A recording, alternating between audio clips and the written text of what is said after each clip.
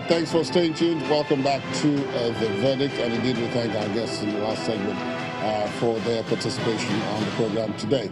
Well, now at this point, I can tell you where I was. Ahead of tomorrow's election, we sought the views of the chairman of the Independent National Electoral Commission about tomorrow's election and about a wide range of other issues. But for today, we'll be focusing on what he said about tomorrow's elections. He talked about the process, how far the preparations of the commission have gone. He talks about the use of phones during the election, and he also spoke about party registration and how that may or may not have affected the process. Well, so far so good in terms of preparations. We learned from the experience of the last elections conducted, the national elections, meaning presidential and National Assembly elections, particularly in the area of logistics. I'm happy to say that learning from that experience, the Commission has delivered all the materials, sensitive and non-sensitive, to the states in readiness for Saturday's election. In turn, the states have delivered the materials to the local governments, our offices in the local governments, and then the local governments will move the materials tomorrow to the wards. And then from the wards, we move the materials to the polling units along with personnel at first light on Saturday, the 9th of March, so that we can open the polling units in good time. In terms of the sheer scope of what is going to happen on Saturday is far bigger than what we conducted about 2 weeks ago. The presidential constituency, yes, is national, but it's only one constituency. We have 109 senatorial districts, 360 federal constituencies. So in all, we conducted elections into 470 constituencies. But on Saturday, we are going to conduct elections for 29 governorship positions nationwide, 991 state constituencies, and 68 area councils in the Federal Capital Territory, making a total of 1,082 constituencies in all. We are prepared, and truly, truly, we have learned our lessons from the presidential elections. Now, is there anything, I mean, apart from the obvious, is there anything that would be essentially different about the process of this election as opposed to the one conducted almost 2 weeks ago? Well, the Commission doesn't change its processes from one election to another. The changes come in a big way. But certainly in the middle of conducting elections, unless it is absolutely inevitable, you don't change processes. So it's more or less the same process. Unlike the previous election where we had 3 ballot boxes, distinguished by the color of lead of the boxes, were the green for House of Representatives, we had the black for senatorial, and the red for presidential. On Saturday for state elections, we are going to have 2 ballot boxes for governorship and for state assembly elections. In the FCT area, in the FCT where we're going to have the area council elections, there will also be 2 ballot boxes, one for election of chairmen of the area councils, and the other one for the election of councillors for the council. So it is basically the same. The size of the ballot paper for governorship election depends on the number of parties contesting for an election in a particular state. I think the highest is Imo with 68 political parties, and then it varies depending on the state. But for the state elections, state assembly elections, we are going to have all the political parties on the ballot papers, because it's very difficult customizing the ballot papers to 991 constituencies, with the risk that if you omit the logo of a political party from the ballot paper, the party can, after the election, approach the election petition tribunals and argue that it has been unlawfully excluded, and the penalty is nullification of the election. So I've been very careful in that respect. However, where there are clear-cut court orders that Party A or Party B should not be on the ballot, we took care to ensure that the party is not on the ballot. Like the case of Rivers, for instance, there is a party that is not going to be on the ballot in Rivers State. So in terms of processes and procedure, it's the same thing. Voters will be accredited. by the use of the smart card reader, compatible with the PVCs that the Commission issued. And thereafter, if they're successfully accredited, they'll be issued with 2 ballot papers. They move into the voting cubicles, make their choices, and then drop the ballot papers into the relevant ballot boxes for the election. As always, because of this menace of vote buying, we are advising voters that they shouldn't go into the voting cubicles with their mobile phones or any photographic device, but they are free to use their mobile phones within the vicinity of the polling units. So it's the same process and the same procedure. All right, my colleague there speaking with the INEC chairman, Professor Mahmoud Yakubu, looking at preparations for tomorrow. Just to let you know that he did say voters will be accredited using the smart card reader. So smart card reader, and voters should not go into the cubicles with their phones or any other photographic device. So that's it for the INEC chairman now. So what do people want in a governor? That's something that everybody's been talking about, whether on air or off air. And our political correspondent, Shehu Okimbaloye, hit the streets, and let's hear what he found out. The streets are quieter now from the campaigns and the drums and music of political parties and their candidates since December the 1st, 2018. The decision day is here. Nigerians will go to the polls to elect governors into about 29 states of the 36 states of the Federation. 7 of these states are having off-season elections, but they will hold elections into House of Assemblies. Now, in all of these messages and promises of the political parties and the governorship candidates, how much of these messages and campaign promises have sunk in the hearts of Nigerians? And so we sought to find out.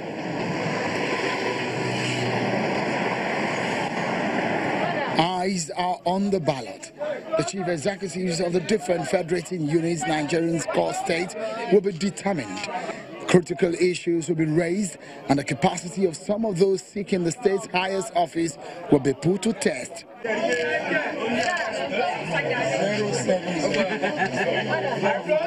From sustaining payment of salaries to balance on taxation, resolving insecurity issues, and how to deal with the poor state of education facilities, securing lives by improving healthcare system, maternal and infant mortality issues properly addressed, job creation, and seeming over-reliance on the center on virtually everything will be assessed.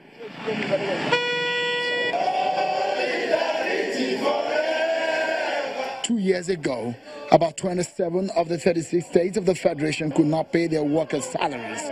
Some of these states were simply described as insolvent. About 10 of these states still owe several months of workers' salaries till date. 2 arms of government in the 29 states will be filled, while other 7 states will focus on only the House of Assembly elections. Page 24. As the people elect their leaders, how much of the people's needs do those who are seeking office know? So, I hit the streets. Trust me, you will find passionate and sometimes very educated average Nigerians here. The newspaper stands. Let's find out what they are looking for in a government. Government is not only based on building roads, because most of the time, most of those projects that they claim that they are doing, they are getting more from it. But if your government can help to touch people's life in terms of business areas, in terms of paying salaries, people can be able to make ends meet in your government. That's the area I believe that your government have really performed enough. When you have good road, you have light, you have every infrastructure in the country, definitely the cost of feeding you are looking at will surely come down. We can't continue believing in our stomach alone, that it is only when I have 3 square meal, you understand, that you have achieved. Maybe salary or no salary. Yes, it's very important to be paying the civil servant salary regularly. Now, the state governors complain that there's no money, there's no this, because I believe that what they are doing, most of the projects they are embarking on, it doesn't make sense. I traveled to one state, I don't want to mention the name of the state, I look at the bridge there. There's no need of putting a flyover there, because the motorists that are passing there, they're not much. Listen me. Then what they need is just good road, then there's no need of flyover. So those are the expenses that the state governors are doing, that making them to be complaining today and tomorrow that we don't have enough money. And concerning their aides, their personal assistants, their other things, it's too much. Interesting perspectives. What about traders on the streets? They should give us traders a chance to thrive. They should not go after us with tax force and other tough measures. Even motorcyclists have their own expectations. They should stop tax collectors, and law enforcement agents should stop frustrating our efforts. Meet Sunday Ajayi, a retired civil servant.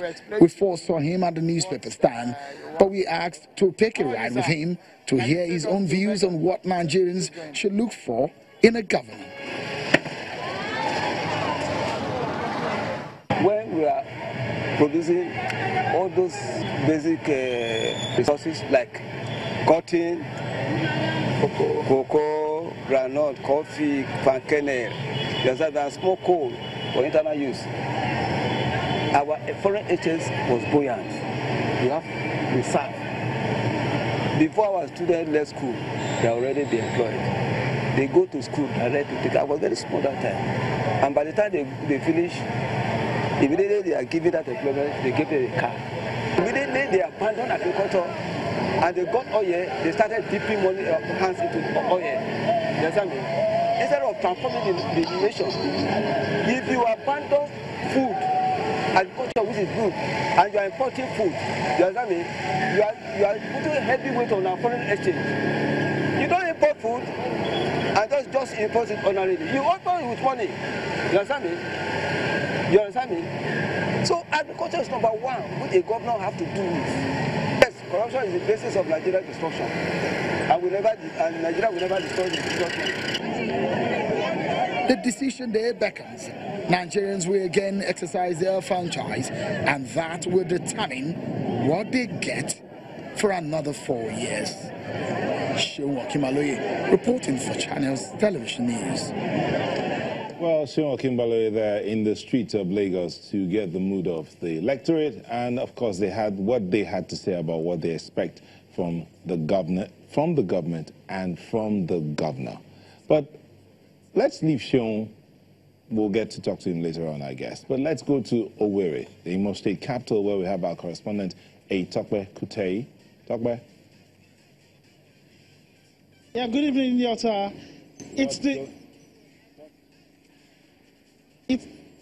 Can you hear me? We can, go ahead.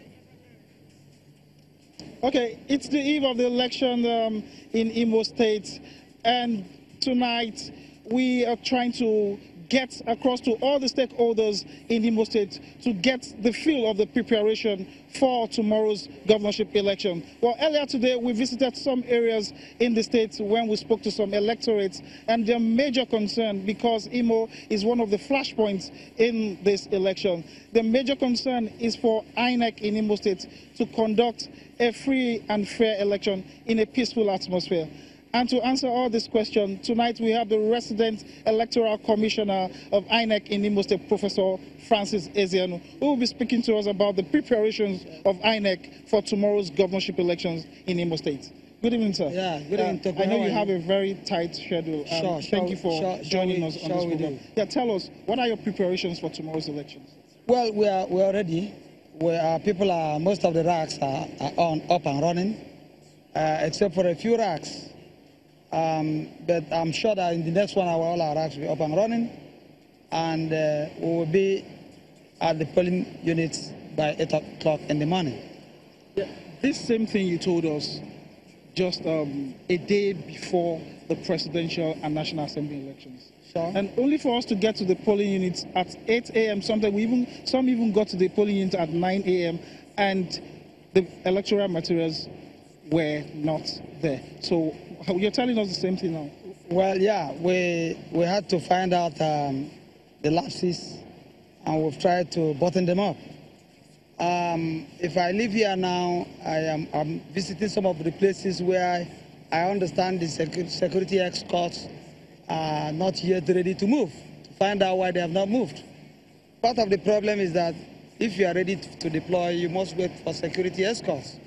So all the factors are not entirely within our control. Because we've been monitoring from our situation what's happening in some places.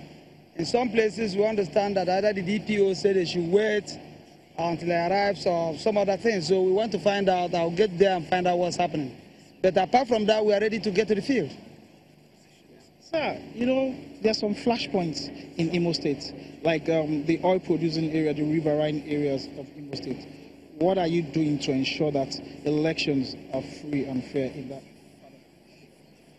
Well, like I always say, we have to make sure that we do the right thing.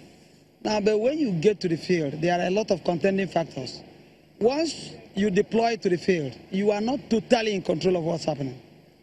That's why you have security personnel around to help us control the crowd and then control touts and talks. The last election we had in Imo State was largely disrupted as a result of the desperation of some of the politicians. And given that this is a local election, we expect even a tougher situation. We've dotted our I's and we have crossed our T's, but we are not totally in control of security affairs. When you say you're not totally in control, can you shed more light on that? Of course, I'm an INEC rec. I don't run the police, I don't run the civil defense, and others. We have done all the plan, we have planned with the authorities. Sometimes when you get to the field, things are not as you anticipate. And one major problem we have actually is that even the security personnel you are deploying are armless. So when they are overrun by talks, it becomes a problem. But we are happy that the military, by the military I mean the Army, the Air Force, and the Navy, are building a synergy to support us this time around. So I'm hopeful we come out far better than we did last time. So you were in a meeting with the leadership of all the security operatives in Igbo yesterday. Sure, yesterday. Yeah, so can you give us a tidbit of what you discussed? Well, yeah, of course, I was just reassured that they were there to give us all the support we need. And as I'm talking to you now, I just received news that some talks who are trying to come into Imo State have been intercepted somewhere. And that shows that the security is up and running. Okay, thank you very much. So with this assurance given to us, you're telling Imolites that you're ready for tomorrow's election? Sure, we are. Thank you very much. Thank you, I remain blessed. Yes, you just listened to the resident electoral commissioner of INEC Imo State, Francis Ezeonu. With this assurance, hopefully tomorrow's election will be free and fair. Back to you in Lagos. Yeah, thank you, Taco. But before we let you go, now you've just spoken to the resident electoral commissioner. Tell us, when you spoke to the people, I mean, based on what the rec said there about the desperation of politicians, what was the mood of the electorate? Are they willing to come out en masse tomorrow to vote? Yes, when I spoke to them, you know, we have security operatives who, over the time since last week, they've been working tirelessly to ensure that tomorrow's election is non-violent. I spoke to the Commissioner of Police, and earlier today on this show, we had the Public Relations Officer of Police in Imo State, and they are also assuring Imolites that tomorrow's election will be non-violent. And you listen to the resident electoral commissioner who said some thugs have been intercepted as they are having their way into Imo State just a few minutes ago. So those are some of the measures the security operatives are taking. So when I spoke to them earlier, they raised those concerns, but some also are also confident in security operatives that they will ensure that tomorrow's election is non-violent. Thank you very much, Tokwe. Let's hope that tomorrow, as they have said, the REC and the police have said, the elections will be peaceful and they'll be free and fair. so that the electorate will be confident to vote. Thank you very much. Our correspondent, Pt.10 in Owerri, the Imo State capital, he just spoke with the resident electoral commissioner who said that they are ready. The polling units will open at 8 a.m. and that they have taken care of the lapses that they experienced in the last election. And even though they expected tougher resistance from the politicians, INEC is ready for the polls in Imo State. We'll take a moment on the show and we'll be back with Seun Okinbaloye. He's back in the studio. Don't go.